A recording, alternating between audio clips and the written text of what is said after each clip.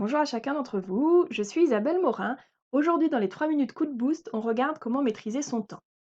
Je fais suite à une vidéo précédente que j'avais intitulée 5 astuces pour mieux gérer son temps. Je vous remets le lien ici pour que vous puissiez aller la revoir si vous le souhaitez.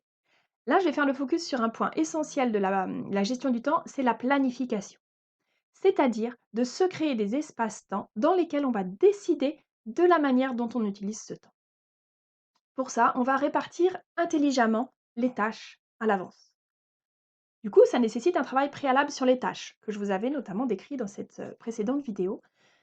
Et sur les tâches, on va notamment définir quel est leur degré d'importance et quel est leur degré d'urgence.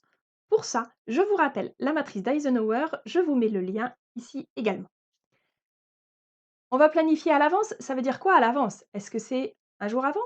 Une semaine avant? Un mois avant? Eh bien, en fait, c'est un petit peu tout ça à la fois. On va avoir une succession de planifications avec un degré de détail de plus en plus précis. Par exemple, moi, j'ai une planification au semestre dans laquelle je vais à la fois, positionner déjà mes périodes de congés personnels et puis positionner également mes projets de fond.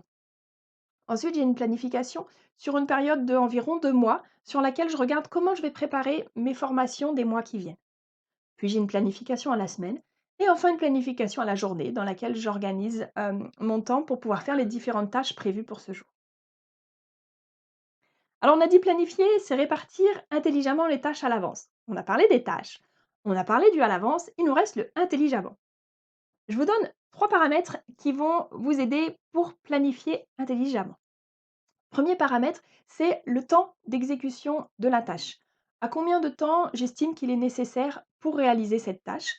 Et il y a une méthode qui s'appelle GTD, Getting Things Done, qui dit que si la tâche prend moins de 2 minutes, alors on la fait tout de suite et on ne la planifie pas.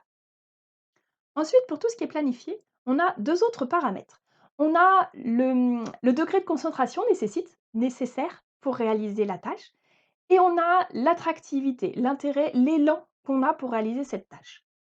Pour prendre en compte ces 2 paramètres, on va pouvoir jouer sur 2 facteurs. Premier facteur, c'est la connaissance de soi. À quel moment il va m'être plus facile de travailler? Par exemple, si je prends sur la journée, moi je sais que je serai plus efficace en fin de matinée et en fin d'après-midi, et donc je vais planifier des tâches qui demandent d'être efficaces, concentrées à ces moments-là.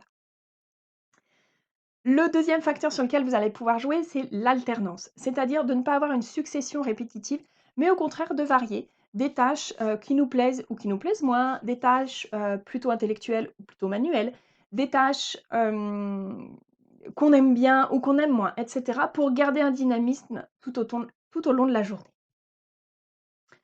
Vous m'avez suivi jusqu'ici, vous êtes intéressé par la gestion du temps, je vous donne 2 rendez-vous. Premier rendez-vous la semaine prochaine pour nos 3 minutes coup de boost où je ferai le focus sur les voleurs de temps et je vous partagerai la technique du Pomodoro. Deuxième rendez-vous le 6 avril, on va prendre une demi-journée, on sera en petit groupe, en interactif pour travailler dans le détail sur la gestion du temps. Si ça vous intéresse, je vous laisse regarder en commentaire, je vous mets le lien vers le descriptif de cette demi-journée coup de boost et les éléments pour l'inscription. Je vous souhaite une bonne fin de semaine et donc je vous retrouve très vite sur ces rendez-vous.